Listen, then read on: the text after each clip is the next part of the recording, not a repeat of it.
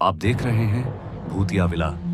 दोस्तों, अगर आप चैनल पर नए हैं तो चैनल को सब्सक्राइब जरूर कर लें और साथ ही वीडियो को लाइक करके नीचे कमेंट बॉक्स में अपनी राय जरूर दें ताकि हम आपके लिए ऐसी ही भूतिया घटना और ला सकें। तो चलिए बढ़ते हैं आज की कहानी की ओर। दोस्तों, रात के यही कोई 11:15 बजे का वक्त था जब बंसीलाल जी अपने घर की ओर रुक कर रहे थे। वह क्या था कि बंसीलाल जी किसी शादी के चलते लेट हो गए थे और उन्हें अंधेरे के पैर में ही रास्ता काटना पड़ रहा था।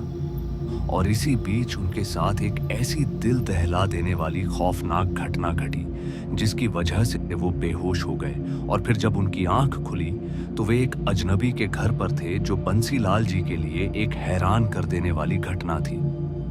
तो दोस्तों, क्या हुआ बंसीलाल जी के साथ और क्या है, पूरी सच्ची घटना आइए जानते हैं इसे और भी विस्तार से।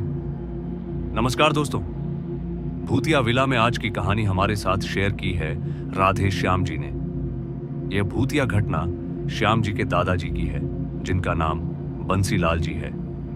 तो चलिए आगे की कहानी में राधे श्याम जी अपने दादाजी के बारे में क्या बताते हैं, आइए जानते हैं इस कहानी को अंत तक। दोस्तों, अभी बंसीलाल जी को बाहर से आए कुछ समय हुआ था कि तभी दरवाजे पर एक आदमी आ धमका। और जब उस आदमी से बात हुई तो पता चला कि वह आदमी उनकी बहन के गांव का है। बातचीत करने से पता चला कि वह आदमी बंसीलाल जी को न्योता देने के लिए आया है। और जब यह बात बंसीलाल जी को मालूम चली तो उन्होंने उस आदमी की खातिरदारी भी की।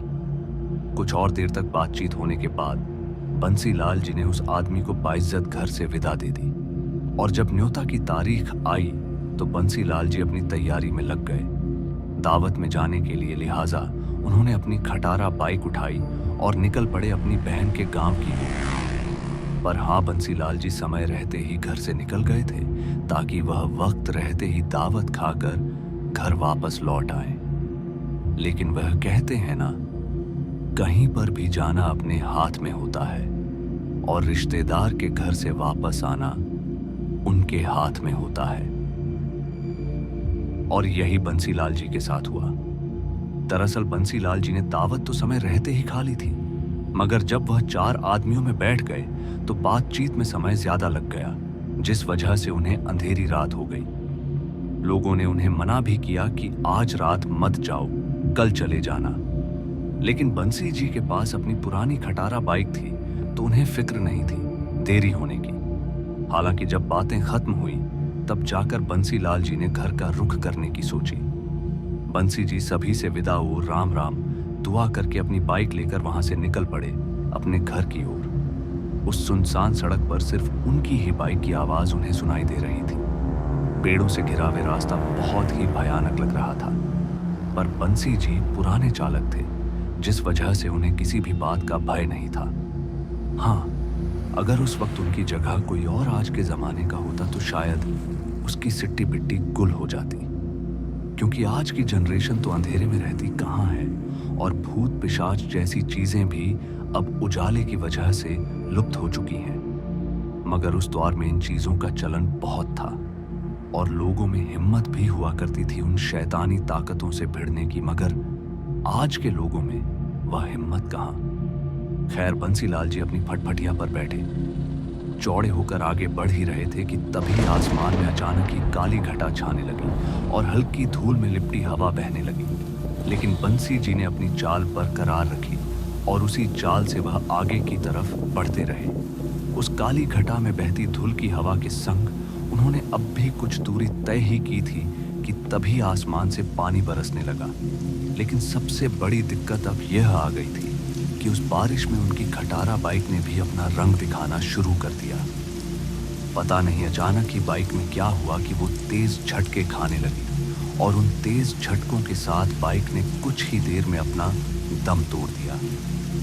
बाइक को अचानक ही बंद होता देख बंसीलाल जी की परेशानियां बढ़ गई थी। उन्होंने बाइक को कई बार रीस्टार्ट भी किया, पर बाइक पर इसका कोई भी असर ही नहीं हुआ। आखिरकार थक हार कर बंसी जी बाइक को धकेलते हुए वहीं के एक बड़े से पेड़ के नीचे जाकर खड़े हो गए, जहां उन्हें बारिश से थोड़ी राहत मिल रही थी। पर जब उनको पेड़ के नीचे खड़े काफी वक्त बीत गया तो उन्होंने वहां से पैदल ही निकलना बेहतर समझा। दरअसल रात के 11:15 बजने को आए थे। तभी बंसी जी ने अपनी बाइक उसी पेड़ के नीचे खड़ी कर दी थी और पैदल ही घर की तरफ चल दिए। लेकिन जैसे बंसीलाल जी ने उस पेड़ के नीचे से जाने के लिए कदम उठाए थे कि तभी एक काली सी परछाई उनके आगे से गुजर गई। पर वह क्या था, यह बात बंसीलाल जी समझ ही नहीं पाए। और जब उन्हें लगा कि जरूर यहाँ पर कुछ तो गड़बड़ है, तो उन्होंने वहां से भागना ही बेहतर समझा। और बंसी जी उस तेज बारिश में ही दौड़ने लगे। बंसी जी ने अब भी अपनी हिम्मत दिखाई ही थी कि तभी उन्हें जोर की पटक लग गई और उस जोरदार पटक के साथ ही सड़क पर बहते पानी में घसीटते हुए वह जाने लगे। और जब उन्होंने अपने पैरों की ओर देखा तो उनकी सांस एक पल के लिए थम सी गई और उन्हीं अटकती सांसों के साथ वापस से उसी पेड़ के नीचे आकर रुक गए। तभी उन्हें उस हाथ से कुछ हरा हरा सा तरल पदार्थ निकलता हुआ दिखा, जो बंसीलाल जी की समझ से बाहर था। खैर, वो इन सब बातों को समझ पाते कि उससे पहले वह अपना पैर छुड़ाने लगे, मगर वह हाथ था कि उनका पांव छोड़ने को बिल्कुल भी तैयार ही नहीं था। लिहाजन वो उस हाथ के चंगुल में बेबस पड़े छटपटाए जा रहे थे। तभी बंसीलाल जी को एक भयानक आवाज सुनाई दी, जो कुछ इस तरह की थी। अरे अरे देखो ना, ये क्या हुआ मेरे हाथ में, ये हरा हरा सा क्या निकल रहा है। वो आवाज बहुत ही जोर जोर से गूंजे जा रही थी और इधर बंसी जी बुरी तरह से घबराए हुए थे। वो डर के मारे बस चीखते चिल्लाते रहे, मगर उनकी आवाज सुनने वाला वहां पर कोई भी नहीं था। अभी बंसी जी उसी भयानक आवाज के साथ बुरे हालातों से जूझ ही रहे थे कि इसी बीच वह हाथ उनका पांव पकड़कर फिर से घसीटने लगा, जिस वजह से बंसी जी उस सड़क पर बुरी तरह से जख्मी हो गए थे। लेकिन वह आवाज बार बार यही गूंज रही थी कि देखो ना क्या हुआ मेरे हाथों को, ये हरा हरा सा क्या निकल रहा है। पर बंसी जी अपने आप को उस हाथ से बिल्कुल भी नहीं छुड़ा पाए और वह गंभीर चोट लगने के कारण वहीं पर बेहोश हो गए। और फिर उनके साथ क्या हुआ, यह उन्हें मालूम ही नहीं है। फिर जब उनकी आंख खुली तो वह एक घर में थे और उनके हाथ पैरों पर पट्टियां बंधी हुई थी। फिर उनकी नजर सामने से आते हुए एक बुजुर्ग आदमी पर गई, जिसने आते ही बोला, अब कैसी तबीयत है आपकी, कैसा महसूस हो रहा है। इससे पहले वह बुजुर्ग आदमी बंसी जी से कुछ और कहता कि तभी बंसी जी ने टोकते हुए बोला, आप कौन हैं? आपको तो मैंने यहां पहले कभी देखा ही नहीं है। बंसीलाल जी की बात सुनते उस बूढ़े आदमी ने कहा, मैं गजेंद्र हूं, मैं ही तुम्हें अपने घर लेकर आया हूं। तुम मुझे वहां सड़क पर बेहोश मिले थे। अगर मैं समय पर नहीं पहुंचता तो शायद आपकी मौत भी हो सकती थी। उस बूढ़े आदमी की बात सुनते ही बंसीलाल जी को वह घटना याद आने लगी जो रात के वक्त उनके साथ घटी थी। और वह पूरी घटना बंसी जी ने उस आदमी को बताई। तभी वह बूढ़ा आदमी बोला, मैं जानता हूं तुम्हारे साथ क्या हुआ है और वह कौन था जिसने तुम्हारे साथ यह सब किया है, यह भी मुझे मालूम है। लिहाजन तभी उस बूढ़े आदमी ने आगे बोलते हुए कहा कि जिस जगह पर तुम्हारे साथ यह हादसा हुआ है, वहीं पर आज भी वह वर्षों पुराना खंडर अस्पताल मौजूद है। उस वक्त मैं वहां एक कंपाउंडर हुआ करता था, जब एक मरीज के साथ एक बहुत ही बुरी घटना घटी थी। दरअसल हुआ यह था कि करण नाम का एक नया डॉक्टर उस अस्पताल में आया, जिसने एक मरीज का इलाज गलत तरीके से कर दिया।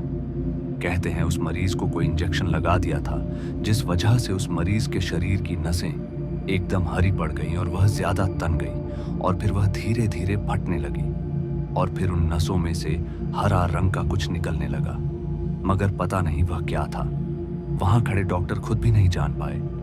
पर वह मरीज पूरे अस्पताल में अपने हाथ लिए सबको यही दिखाता रहा कि यह क्या हो गया मुझे, यह क्या निकल रहा है मेरे हाथों से, मुझे बचा लीजिए।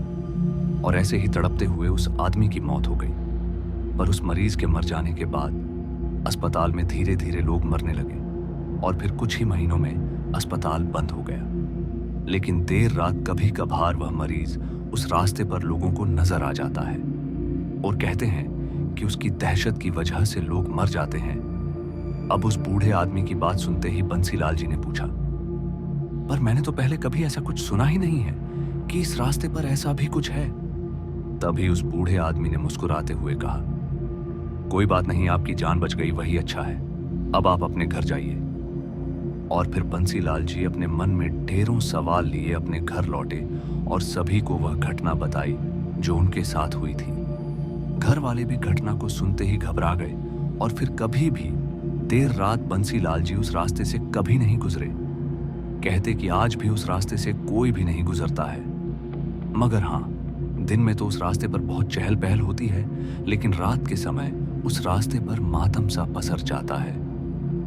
तो दोस्तों, यह तो थी दादाजी की सबसे भौतिक घटना, जिसे सुनकर उस रात मैं भी डर गया था।